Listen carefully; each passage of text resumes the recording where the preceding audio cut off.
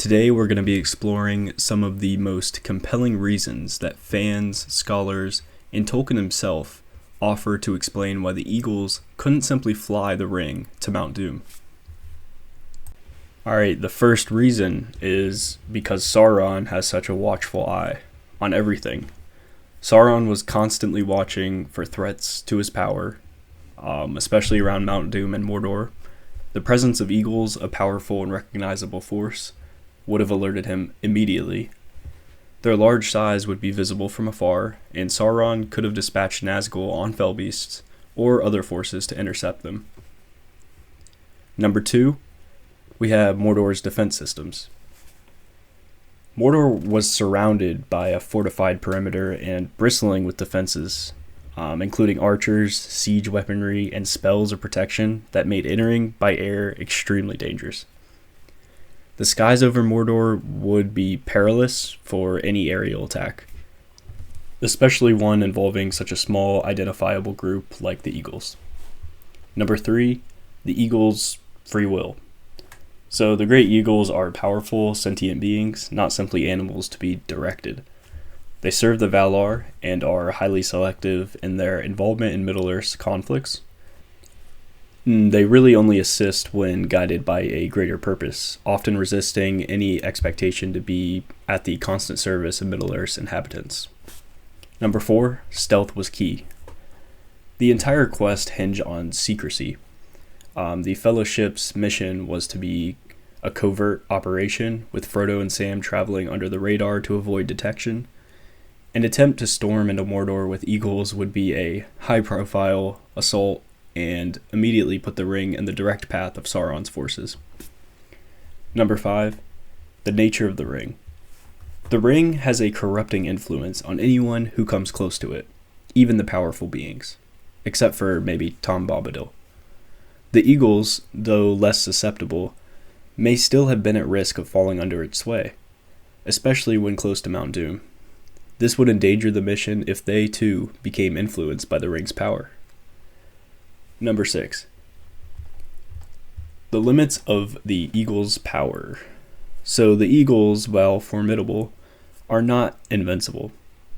In several battles, they have faced injury and defeat, especially against the Nazgul or Sauron's magical forces. Sending them into Mordor would be a risk to their lives, and their strength alone might not be enough to withstand the attacks. Number 7. Symbolic purpose of the quest.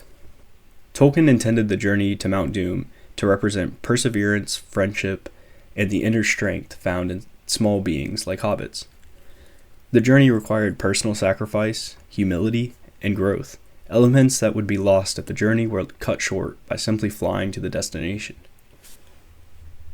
Number 8. The Eagles' occasional involvement. Throughout The Lord of the Rings and The Hobbit, the Eagles only appear when all other hope is lost, and when directly sent by the Valar, not as regular modes of transportation.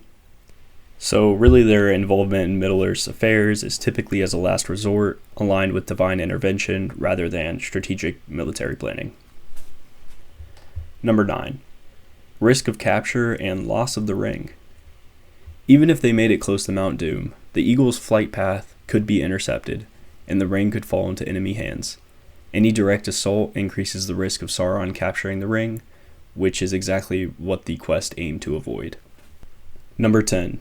Tolkien's avoidance of easy fixes. Tolkien specifically avoided easy solutions that would simplify his epic struggle. The Eagles were a deus ex machina element he used sparingly, as they represent divine aid rather than a shortcut to solve every problem.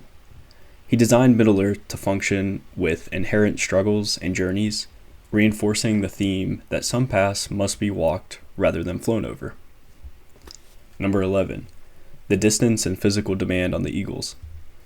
The Eagles would need to carry at least one ring-bearer over vast distances, potentially exhausting them by the time they arrived. With Mordor's defenses and the Nazgul ready to intercept, the Eagles might be vulnerable, especially over such a lengthy and dangerous fight. Number 12. Divine intervention boundaries. The Valar, who oversee Middle-earth from afar, generally refrain from direct interference in mortal affairs.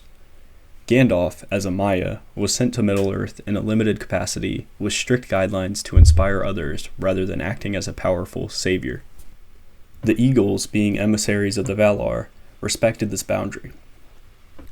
Number 13. The Eagle's role in Tolkien's mythology. The eagles are noble creatures, often used to symbolize hope and salvation. Overusing them would reduce their impact, both in the story's plot and its thematic resonance. By appearing only in crucial moments, they maintain their status as symbols of providence rather than tactical solutions. Number 14. Gandalf's limited role. Gandalf himself could not directly wield significant power without undermining the free will of the peoples of Middle-earth. His role was to guide and counsel, not to command powerful beings like the eagles to do his bidding, especially in a matter as significant as the destruction of the One Ring. Number 15. Logistical challenges and timing. Coordinating a journey with the eagles, who live in remote areas and are difficult to summon on demand, would add logistical challenges. The timing and secrecy of the mission would be compromised if they had to wait for the eagles to appear and participate in a risky flight plan. So yeah, there you have it. These are 15 pretty good reasons which, you need to add complexity to the story, reinforcing the necessity of the Fellowship's arduous journey and the impossibility of shortcuts and overcoming immense evil. So the eagle's presence in The Lord of the Rings ultimately serves as a testament to divine grace rather than a bypass of difficulty. Thank you so much for watching.